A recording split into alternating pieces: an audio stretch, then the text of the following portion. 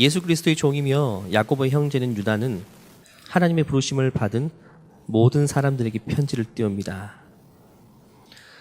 이제껏 예수 그리스도 안에서 여러분을 안전하게 돌보아 주신 하나님께서 지금 이 순간에도 여러분을 사랑하고 계십니다.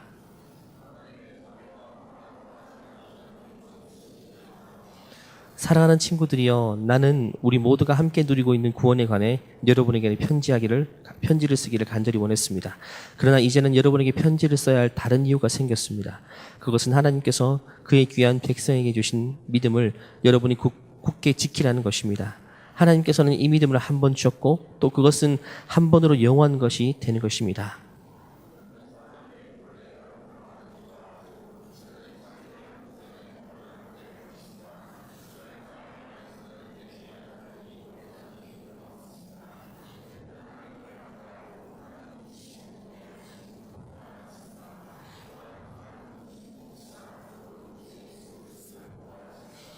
여러분도 이미 다 알고 있겠지만 다시 한번 기억을 떠올려 보십시오. 주께서 자기 백성을 이집트에서 구원해 내셨지만 믿지 않는 자들은 나중에 다 멸망시키셨습니다.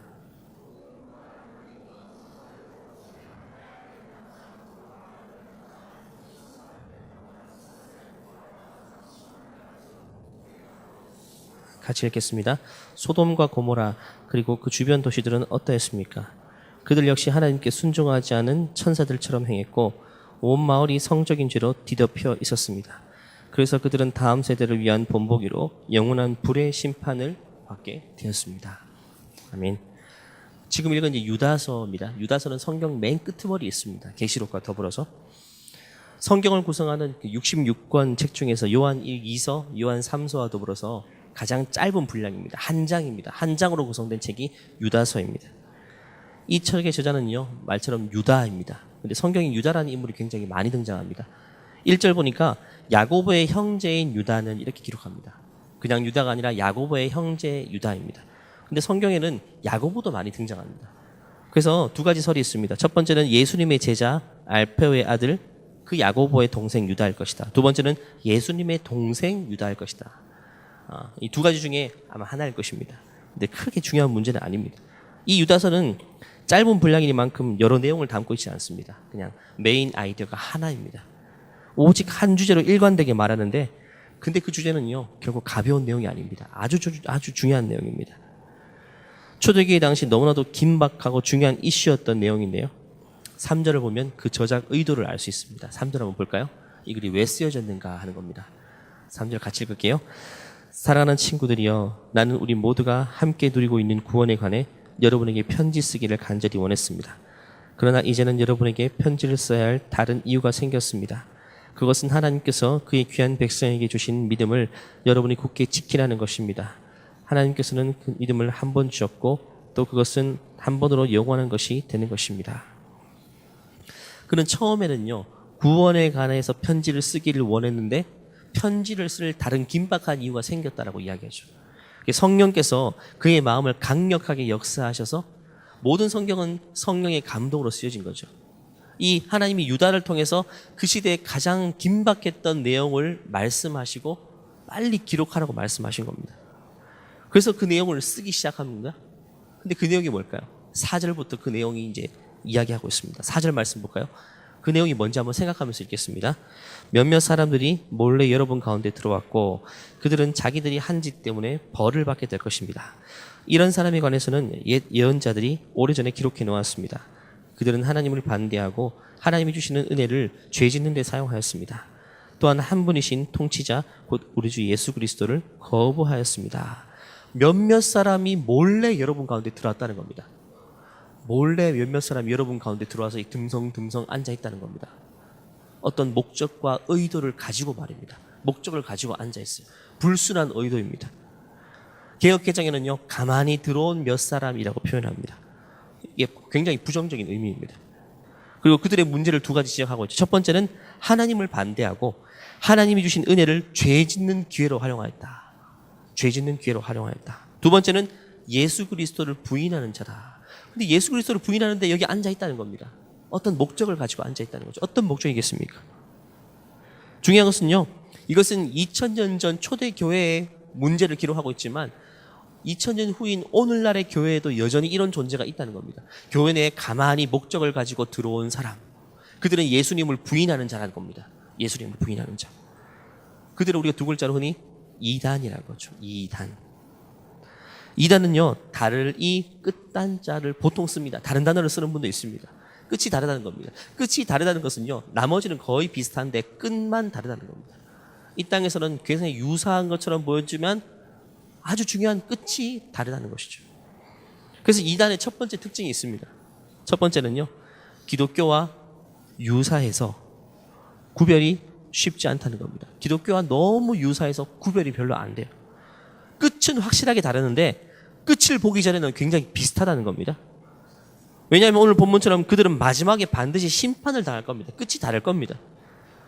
하지만 이 땅에 사는 동안은 너무나도 유사해서 공통 분모가 많기 때문에 구별이 쉽지 않습니다. 뭐가 같냐? 첫 번째는요, 같은 성경입니다. 이단도 우리와 같은 성경을 써요. 이단이라고 뭐 이상한 성경 안 씁니다. 이단이라고 성경이 뭐 70권 막 이렇게 구성되어 있지 않습니다. 똑같은 성경입니다. 그들이 가진 성경이 우리와 다르면 구별하기 쉽죠. 근데 똑같다는 겁니다. 우리와 같은 성경을 읽고 가지고 다닙니다.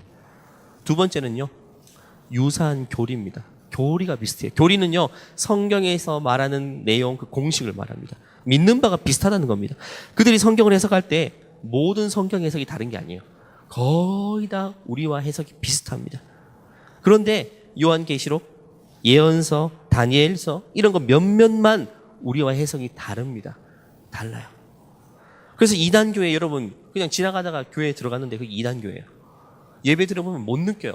찬양도 똑같은 찬양 부르고 설교를 들어도 별로 차이가 없어요. 근데 그건 이단일 수 있다는 겁니다. 다 다른 게 아니라 거의 같은데 중요한 몇 가지가 다르기 때문에 그렇습니다. 제가 그래서 교환학생 가는 친구들 이렇게 해외에 유학 가서 이제 교회를 찾잖아요. 그러면 제가 주로 교회를 많이 소개시켜 줍니다. 제가 보고 그 근처에 있는 교회를 많이 소개시켜 주고요. 또 제가 모르는 지역은요, 교회를 먼저 가본 다음에 저한테 홈페이지를 링크해 주거나 알려줍니다. 그럼 제가 들어가 봐서 설교를 들어보고 교단을 보고 건강한 교회인지 이단교회인지 구별해서 알려줍니다. 왜? 요즘은요, 일반 교회 같은 데 이단교회가 너무너무 많습니다. 해외도 마찬가지예요. 그렇기 때문에 여러분 이사를 가거나 지방에 가거나 해외에 가서 교회를 정향일 때 저한테 꼭 말씀해 주셔야 돼요. 제가 보고 바른 교회인지 이단 교회인지를 판단할 수 있으니까 그렇습니다. 제가 신천지에서 공부한 적이 있어요. 대학교 졸업반입니다. 중국 선교하기 전에. 어떻게 가게 된지는 다음 주에 말씀드리겠습니다. 그냥 가게 돼서 공부하게 됐는데요. 카페에서 공부했습니다. 이 우리 1층 같은 카페 있죠. 교회에서 하는 카페였어요. 그런데 창세기부터 이렇게 쭉 강의해 주는데 너무너무 좋은 거예요. 또 교회에서 들었던 해석과 큰 차이가 없어요. 거의 똑같은데 잘 가르친다는 차이밖에 없습니다. 잘 가르쳐요. 그래서 심지어 공부하면서 울기도 했어요. 감동이 돼가지고. 감동이 있어요. 그래서 오랫동안 공부했습니다. 근데 마지막 다르다라는 걸 느낀 게 언제냐면 요한계시록 가서였습니다. 그러니까 거의 끄트머리 가서 다른데 새로운 해석인데라는 걸 처음 느꼈어요. 그 전까지는 그냥 은혜롭네 이 정도였습니다. 그러니까 넘어가는 겁니다. 처음부터 확 다르면 경계심이 발동하게 되죠. 처음에 다 똑같고 은혜롭다가 마지막에 다른 것 이해하게 됩니다. 품게 돼요. 그렇구나. 기존 교회가 몰랐구나. 이 교리가 맞는구나 하고 생각된다는 거죠. 그래서 많이 넘어갑니다. 저도 거기서 확 넘어갔어요. 거기서 확 넘어갔습니다. 지금도 빠져나오지 못하고 있습니다라면 큰일 나죠. 물론 빠져나왔습니다. 그러니까 이 자리에 있겠죠. 같은 성경, 유사한 교리를 가지고 있어요. 근데 차이점이 있어요. 이단의 두 번째 특징이 이와 같습니다. 기독교와 핵심적인 부분이 다르다는 겁니다. 첫 번째는요, 교리가 달라요. 아까 말했지만 많은 부분 한 90%가 똑같습니다. 근데 90%는요 별로 중요한 내용 아니에요. 정말 중요한 10%가 우리와 달라요. 정말 중요한 10%가 달라요. 제가 지난번에 말한 것처럼 짝퉁 제가 사용을 많이 봤거든요. 진짜와 가품의 차이. 많이 차이 안 나죠. 한 10%만 차이 납니다. 박음질, 자크 같은 거 보면. 근데 그게 너무너무 중요한 부분이라면 짝퉁을 못 쓰죠. 뭐 다 똑같아. 박음질까지 똑같은데 진짜는 가죽인데 이거는 뭐 진짜 가죽이 아니다. 맞죠? 아주 중요하잖아요. 재료는 얼마나 중요합니까? 제가 중국에서 나이키 에어 달린 신발을 짝퉁으로 산 적이 있습니다. 만 얼마 주고. 근데 뭐 다 똑같아요. 에어가 가짜 에어입니다. 그러니까 농구 한 게임 하면 이게 터져버리는 거죠. 제일 중요한 게 에어인데 에어 때문에 운동화 산 건데 에어가 터지죠. 그럼 못 신는 거죠. 못 신는 거죠. 이단은요 한마디로 짝퉁인데 너무 중요한 부분이 가짜라는 겁니다. 그래서 안 되는 겁니다. 뭐가 다르냐? 첫 번째는 교리가 달라요. 몰래 교회 안에 침투한 이단들의 특징은요, 그들이 믿는 교리가 다르다는 겁니다. 4절 말씀 보면요, 4절 말씀 뒷부분 보십시오. 두 번째 줄, 또한 밑에서 두 번째, 또한 한 분이신 통치자 곧 우리 주 예수 그리스도를 거부한다는 겁니다. 네. 다른 거 달라도 되는데 이건 다르면 안 되죠. 그리스도는 핵심입니다. 예수님. 이걸 거부하면 사실 다 다른 겁니다. 10%만 다른 게 아니라 다 다른 겁니다. 그리스도를 거부해요. 그들은 메시아를 인정하지만 성경에서 나오는 요셉의 아들, 마리아의 아들, 육신으로 오신 그 예수 그리스도가 메시아라는 걸 거부한다는 겁니다. 그 예수님을 받아들이지 않습니다. 그럼 성경에서 예수님을 어떻게 이야기하고 있나요? 바른 교리는 뭔가요? 첫 번째 예수님의 본질입니다. 예수님의 본질. 성경에서 예수님의 본질은요, 성경은 예수님은 신성과 인성을 겸비하신 예수님이라고 하죠. 신성은 뭡니까? 하나님. 인성은 인간입니다. 이 말은 예수님이 여기 딱 서 계신다. 그러면 50% 하나님, 50% 인간이란 말인가요? 그럼 50% 하나님, 50% 인간, 인어공주처럼 맞죠? 반은 동물이고 반은 사람이고.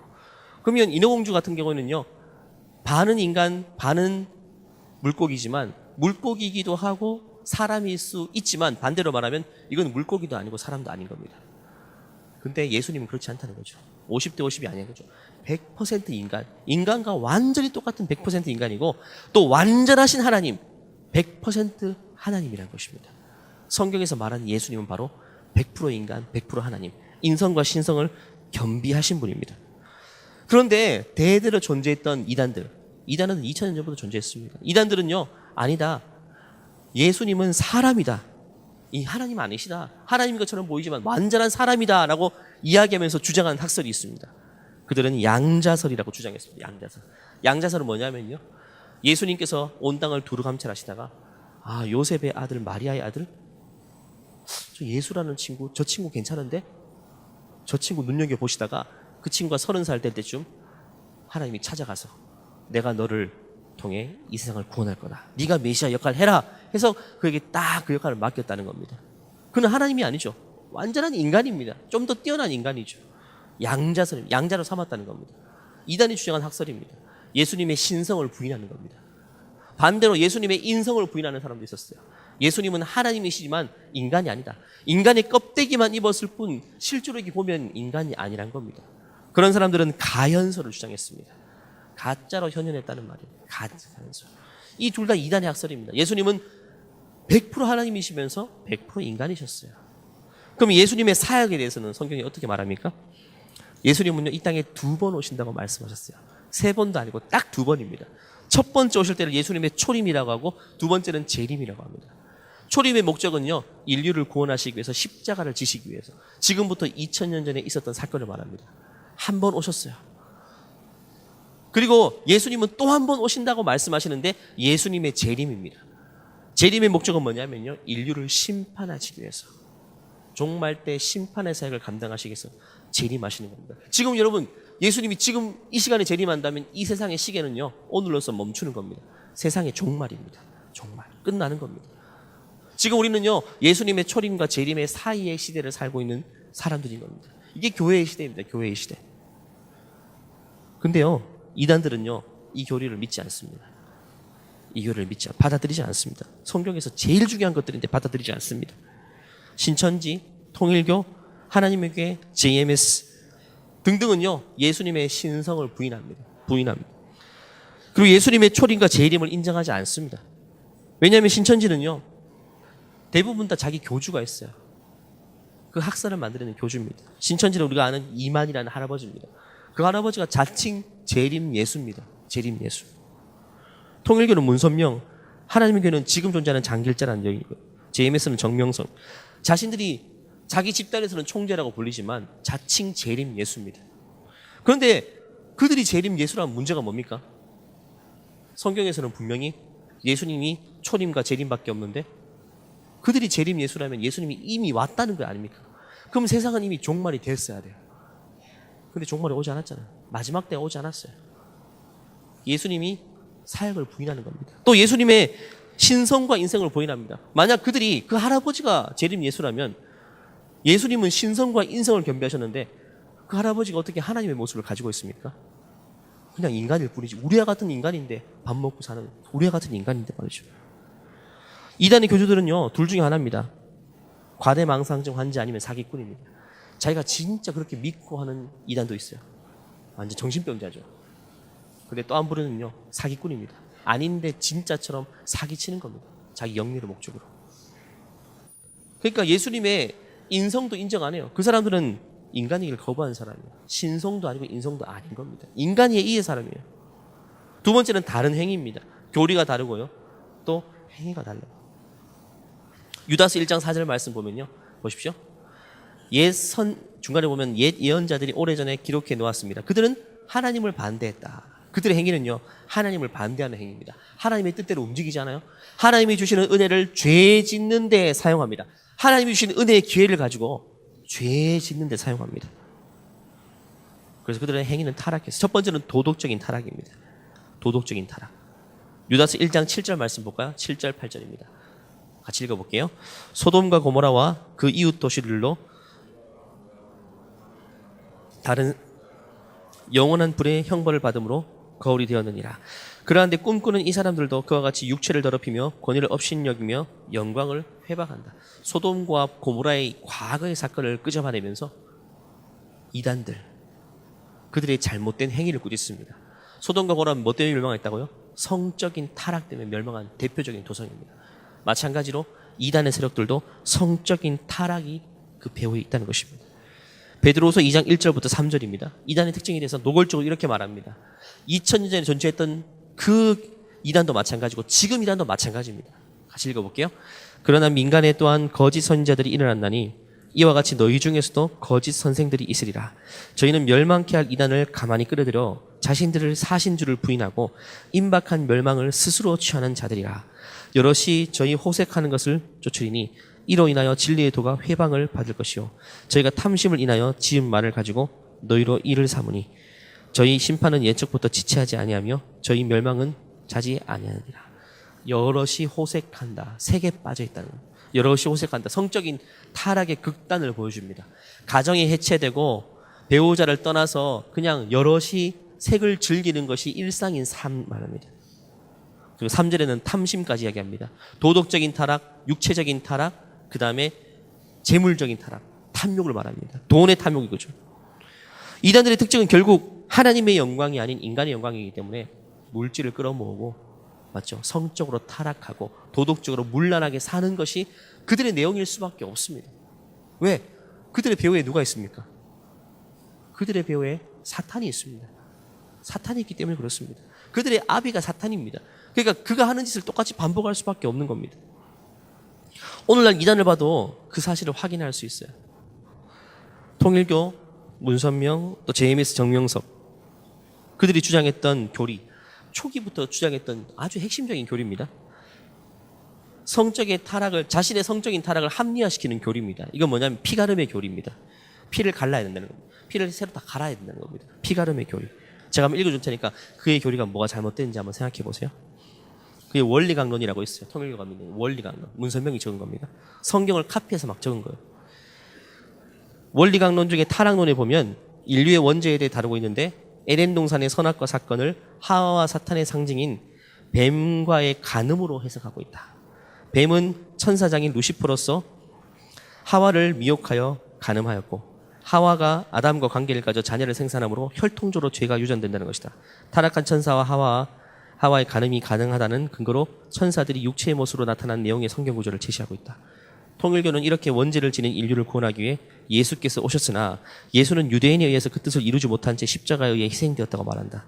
예수는 영적 구원만 이루고 육적 구원은 이루지 못했기 때문에 육적 구원까지 이룰 수 있는 구원자가 다시 와야 한다는 것이다. 그래서 문선명 자신이 그 육적 구원자이며 자신과의 성관계를 통해서 다시금 원죄로 물든 피와 육신이 깨끗해지며 그들을 통해 원죄를 해결할 수 있다고 주장하는 겁니다. 너무 빨리 읽었나요? 너무 터무니없어가 빨리 읽어요. 그냥 시간 끄기도 싫어요. 하와가 선악과를 따먹은 것을 가지고 사탄, 그러니까 타락한 뱀 사탄과 동침했다. 육체적인 관계를 맺은 것으로 봅니다. 그래서 그의 모태로부터 태어난 모든 인류가 죄를 유전받았다고 하죠. 그래서 피를 갈아야 된다는 겁니다. 죄로 인해 타락한 피를 갈아야 되는데 그 방법은 문선명이죠. 문선명, 자신과의 성관계를 통해서만 새로운 수요를 받을 수 있다고 이야기합니다. 완전 웃긴 이야기죠. 말도 안 되는 거지만 이것이요 1960년대, 70년대 한국 사회를 굉장히 뒤집어 놨어요. 심지어 미국에도 통일교가 굉장히 많아요. 미국에도 윤리지원 문제가 굉장히 대두됐습니다. 이 교리가 있으니까 그들은 합리적으로 성적인 범죄를 일으킵니다. 초기에는 심지어 첫날 밤에 모든 신부들은 문선명과 잤어야 돼요. 이게 말도 안 되는 거죠. 지금 시대는 이게 안 먹혀요. 지금 시대는 난리 납니다, 여러분. 맞죠? 인권 시대죠. 근데 그 시대는 먹혀들었던 겁니다. 그 시대는 먹혀들었어요. 지금은 바꿨어요. 지금은 뭐죠? 합동 결혼식이라고 하죠. 수천 명이 커플로 전 세계 인종을 다 섞습니다. 섞어가지고 합동 결혼식을 하는데 그때 결혼식상에서 포도주를 마십니다. 포도주를 마시면 그 포도주가 문선명처럼 이제 문선명의 피처럼 이제 인식이 되어서 이제는 피가름의 교리가 성립된다고 이야기하는 겁니다. 참 웃기죠. 근데 이걸 믿는 사람, 여기에 삶을 거는 사람이 너무 많다는 겁니다. 통일교는요, 시대가 바뀌었기 때문에 새로운 옷을 입습니다. 지금도 뭐 피가름의 교리 막 이렇게 했다가는 이게 사람들이 다 떠납니다. 지금은요, 세계 평화, 가족 평화를 내세웁니다. 세계 평화. 그래서 축구도 피스컵, 다 피스입니다. 피스. 세계 평화. 인종관을 다 초월해서 모두가 한 가족이 될 수 있다라고 외칩니다. 그래서 막 인종을 초월해서 커플을 만들어서 이게 인종을 섞어버립니다. 하나님의 교회 있죠. 하나님의 교회도 과거에 그런 이미지를 벗었어요. 요즘은 봉사활동을 통해서 얼마나 대외적으로 좋은 이미지를 선전하는지 모릅니다. 캠퍼스에 가면 봉사활동 단체들이 잘 보고 들어가야 돼요. 봉사활동 단체의 많은 부분이 하나님의 교회가 운영하는 겁니다. 하나님의 교회가 전략적으로 만든 동아리인데 동아리 회장도 모르는 경우도 있다고 합니다. 그 동아리 회장도 자기가 하나님의 교회에서 하는 동아리인지 모르고 있는 케이스도 있어요. 그 정도로 나타내지 않습니다. 근데 알고 보면 하나님의 교회가 맞는 거죠. 그래서 대통령 표창도 받고 합니다. 요즘 하나님의 교회에서 하는 봉사단체들. 아까 말한 이단의 특징 중 하나가 탐욕입니다. 탐욕. 통일교, 제7일 안식교, 천부교, 하나님의 교회 등 전부 다 기업을 경영해요. 기업을 경영해서 얼마나 많은 수익을 끌어들이는지 모릅니다. 지금 하나님의 교회가 돈이 얼마나 많은지 몰라요. 그래서 뭐 건물만 나면요, 자기들이 사요. 이게 우리 사랑채플도 건물 나왔을 때 하나님의 교회가 살려고 달려들어요. 교회 건물이 나면 무조건 이단이 살려고 합니다. 돈이 많으니까, 사업을 경영하니까 그렇습니다. 탐욕입니다. 두 번째는요, 첫 번째는 도덕적인 타락이고요. 두 번째는 기독교와 교회에 대한 비판적인 입장입니다. 우리와 다른 부분입니다. 이단들은 기존 교회에 대해서 부정합니다. 기존 교회는 구원이 없다 그러고요. 기존 교회 목사들은 다 거짓 선지자라고 이야기합니다. 거짓 선지자. 저는 거짓 선지자입니다. 그들에게 말이죠. 교회 신자들은 다 구원받지 못한 저주의 백성이라고 합니다. 그래서 자기들이 기존 교회 침투에 들어와서 그들을 구원해내야 되는 사명을 가지고 있다고 생각합니다. 그래서 몰래 들어와서 구원해내는 역할을 감당하는 겁니다. 제가 신천지에서 공부하면서요, 제일 크게 피해 입은 게 바로 이겁니다. 공부하면서, 창세기부터 공부하면서 계속 주입시키는 게 뭐냐면요, 제가 그때 27살 때니까, 26살 때, 그도 어린 나이잖아요. 신학을 공부하기 전이니까. 계속 드문드문 주입하는 게 기존 교회에 대한 부정적인 이야기를 합니다. 그리고 근본적으로 목사에 대한 부정적인 이야기를 합니다. 제가 그때 청년부 목사님이 운동부 출신이시고 우리하고 축구도 늘 잘해주시고 되게 좋은 분이었어요. 근데 그 신천지 공부하면서 그 목사님에 대한 왜곡돼 막 미워지기 시작하고 거짓 선자처럼 생각되고 기존 교회에 막 구원이 없는 것처럼 이런 인식이 나도 모르게 생기니까 굉장히 힘들었어요. 그래서 신천지에서 나오고 나서도 교회에 가는 게 힘들었어요. 왜? 그런 인식이 남아있으니까. 그걸 다 빼는데 오랜 시간이 걸렸어요. 이단이 그걸 얼마나 조장하는지 모릅니다. 여러분 신천지 만나면요, 신천지 만나서 밖에서 만나잖아요. 교회 카페에서 만나자 그러보세요. 절대로 여기까지 안 옵니다. 그들은 교회로 절대로 안 와요. 전도하러는 오지만 그냥은 절대 안 와요. 거짓 선자의 소굴이기 때문에 원천 봉쇄합니다. 교회는 가지 말라고 합니다. 오늘 본문 유다서로 돌아가면요, 9절부터 이단의 또 하나의 특징에 대해서 이렇게 이야기하는데 9절 10절 말씀 볼까요? 9절 10절 말씀 같이 읽어볼게요. 천사들 가운데 최고로 높은 미가엘도 이렇게까지는 하지 못했습니다. 누가 모세의 시체를 가져갈 것인지 마귀와 논쟁하면서 미가엘은 마귀에게조차 욕하지 않았고 비난하지 않았습니다. 단지 주님께서 내게 벌을 내리실 것이다 라고만 하였습니다. 그러나 이 사람들은 알지도 못하면서 욕을 해대고 있습니다. 주고 많은 것을 가지고 아는 척하며 말 못하는 짐승같이 이성 아닌 감정과 본능으로만 판단합니다. 그들은 바로 그것 때문에 멸망당할 겁니다. 9절 말씀 보면요, 천사장 미가엘이 사탄에게 너는 죽었어, 너는 나쁜 놈이 하지 않았다는 겁니다. 어떤 말 했다고요? 주님께서 너에게 벌을 내리실 것이다. 여기까지만 말하죠. 사탄도 저주하고 정죄하지 않았어요. 천사장이. 그러면서 2단, 10절에 2단에 대해서 얘기합니다. 근데 2단은 자기가 무조건 다 정죄해버린다는 겁니다. 알지도 못하면서 기존 교회에 구원이 없다, 거짓 선자다, 그냥 다 정죄해버린다는 겁니다. 조금 아는 것을 가지고 엄청나게 판단하고 정죄한다는 거죠. 그렇게 돼요. 저도 공부해보니까 그렇게 되더라고요. 기존 교회에 대해서 정죄하는 입장에 서게 돼요. 만일 그들이 믿는 바가 진리라면요, 자신들만 잘 믿으면 되는데 굳이 교회 안에까지 들어가서 자신의 정체를 숨기고 교회 안에 교회를 비판하며 나쁜 인식을 갖게 하고, 그게 우스운 겁니다. 그들이 진짜 진리라면 그렇게 해서는 안 되죠. 여러분, 만일 누군가가 타인의 잘못을 지적해서 욕해서 자신의 옳음을 증명한다면 그 사람은 옳지 않은 사람일 확률이 훨씬 더 높습니다. 다른 사람이 잘못됐어 이렇게 해서 자기 옳음을 증명하는 것은요, 자신이 틀린 겁니다. 무조건 틀린 거예요. 우리가 믿는 하나님이요, 살아계시다, 우리가 믿는 게 진리다라는 건 어떻게 나타냅니까? 누군가를 비판해서 나타냅니까? 이슬람 사원 가서 막 그들을 비판하고 정죄해서 우리가 더 옳아 이렇게 하는 게 진리가 아닙니다. 여러분, 진리는 사실 가만히 있어도 진리입니다. 주장해야 진리가 되는 게 아닙니다. 남을 깎아내려야지 진리가 되는 게 아니에요. 상대적인 우위를 점하는 게 진리가 아닙니다. 진리는 절대적인 겁니다. 선교도 전도도 상대를 정죄하는 행위로 나타나서는 안 돼요. 오로지 우리가 믿는 바를 소개하는 거죠. 우리가 믿는 예수님을 소개하면 되는 거지, 너희가 틀렸어라고 말할 필요가 없어요. 절에 가서 뭐 3,000배, 1,000배 하는 사람에게 너 틀렸어, 일어나, 왜 저러, 이렇게 할 필요가 없어요. 그들은 존중합니다. 그들의 행위는 존중해요. 그렇게 하는 이유가 있겠죠. 근데 우리가 믿는 바를 소개해야죠. 스스로 판단하게 해야 됩니다. 무슬림들, 이슬람 믿는 무슬림들 앞에 가서 이슬람 테러 이야기 꺼낼 필요가 없어요. 너희들은 테러를 하니까 틀렸어, 이야기할 필요 없어요. 오로지 그냥 우리가 믿는 예수님 이야기만 하면 되는 겁니다. 진리는 그렇게 증명되는 거지, 누가 거짓이야 정죄해서 내가 진리가 되는 건 아니라는 거죠. 이단들은 그렇게 한다는 겁니다. 끊임없이 그렇게 합니다. 기존 교회를 다 거짓이고 다 저주받는 사람이라고 해야지 본인이 상대적으로 선택받은 사람이 되기 때문에 그렇습니다. 예수님께서 이렇게 말씀하신 적이 있습니다. 마태복음 7장 말씀이에요. 같이 읽어볼게요. 거짓 선자들을 삼가라. 너희에게 나오나 속에서는 노략질하는 일이라. 그 열매로 그들을 알지니 가시나무에서 포도를 또는 연근키에서 무화과를 따겠느냐.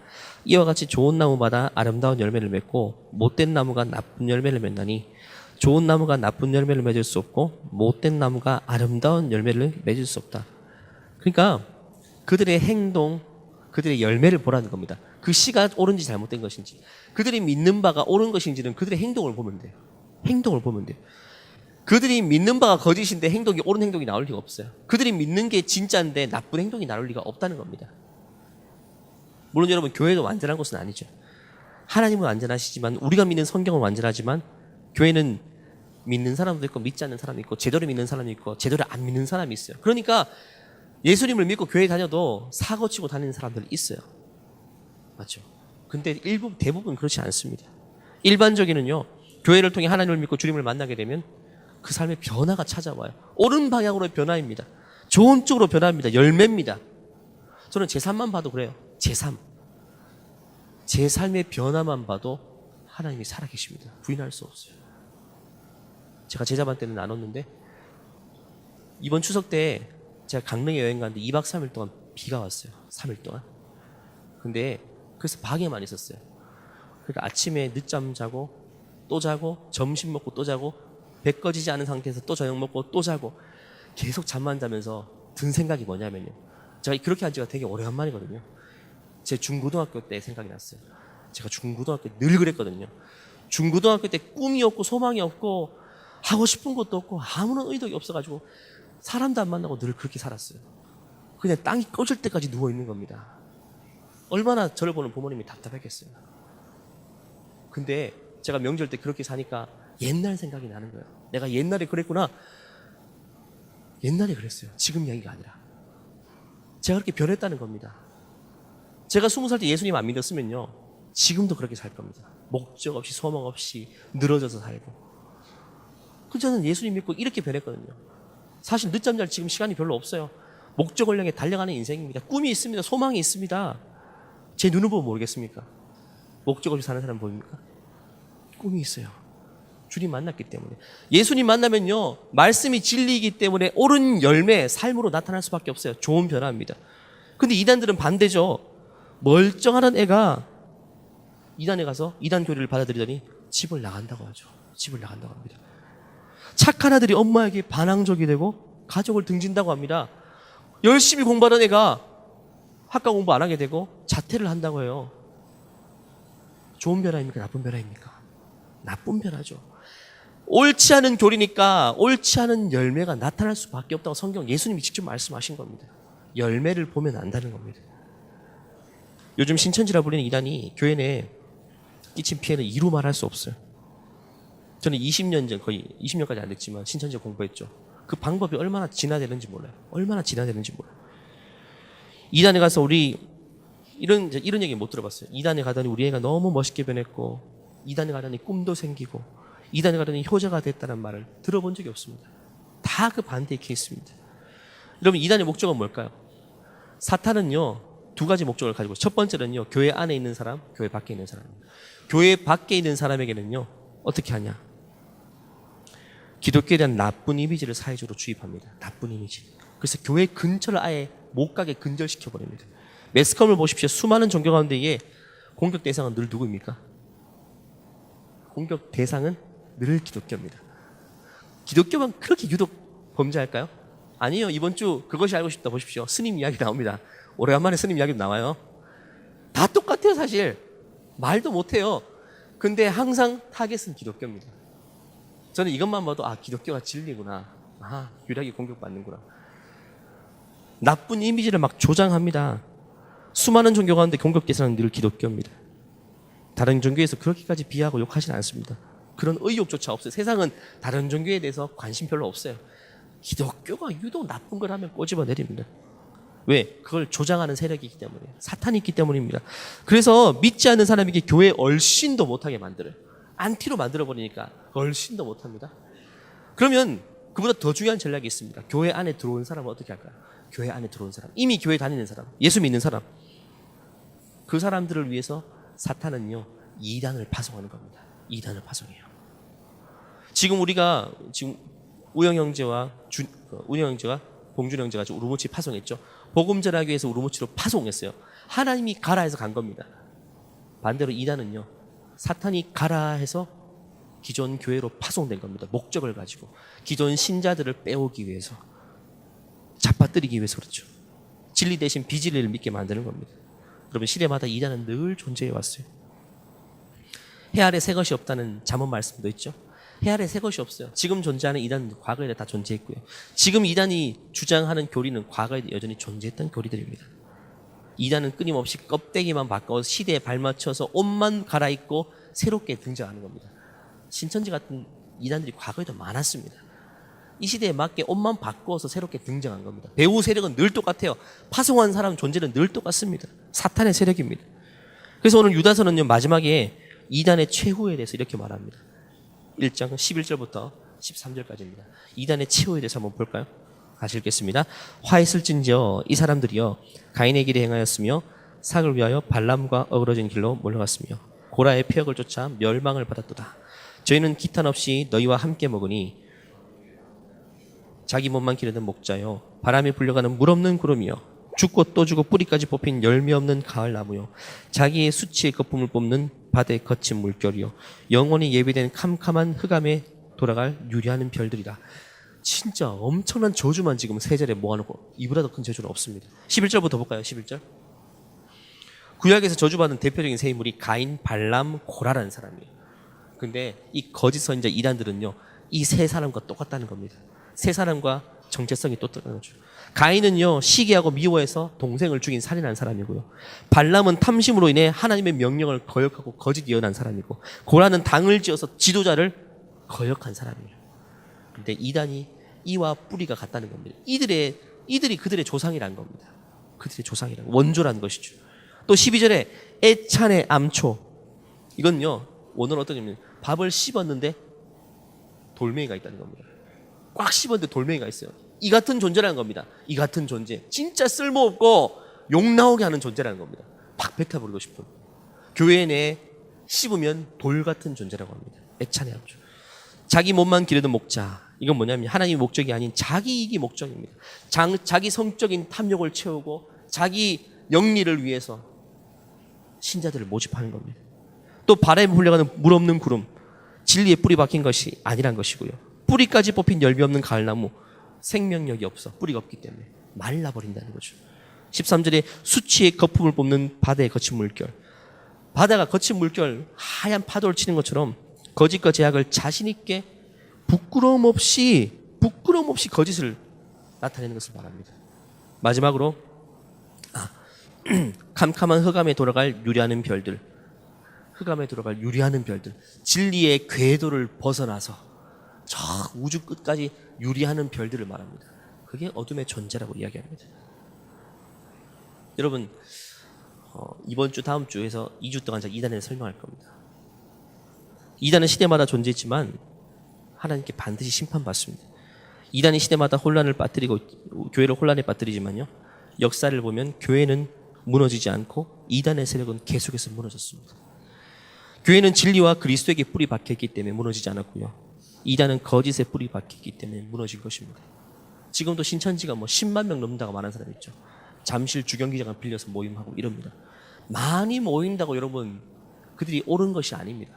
100만 명이 1000만 명이 모인다 해보십시오. 많이 모인다고 옳은 게 아닙니다. 여러분. 그들이 주장하는 게 무엇인지, 믿는 바가 무엇인지를 확인해야 됩니다. 말씀을 마무리하겠습니다. 오늘은 성경에서 말하는 이단의 정의에 대해서 보았어요. 다음 주에는 역사적으로 존재했던 이단의 모습과 오늘날 존재하는 이단들을 살펴보고 이단에 어떤 방식으로 대처해야 되는지, 오늘날 이단들이 우리가 어떻게 접근하는지에 대해서 좀 실제적으로 살펴보게 될 것입니다. 2주 동안 여러분 주위를 좀 돌아보십시오. 나는 이단에 빠지지 않았지만 사실 나의 가장 가까운 친구가 지금 누군가 접촉하고 있을지 몰라요. 조금만 관심을 가지면 돼요. 조금만 관심을 가지면 돼요. 내 주위에 있는 누군가가 교회 밖에 성경 공부를 하거나 누구를 만나고 있고 누가 설문조사를 해달라고 한다. 다 위험한 것들이죠. 나 말고 다른 사람에게 좀 주의를, 관심을 기울이면 좋을 것 같아요. 이번 기회를 통해서 이단에 대해서 경계 태세를 놓치지 않는 저와 여러분 되기를 간절히 바랍니다.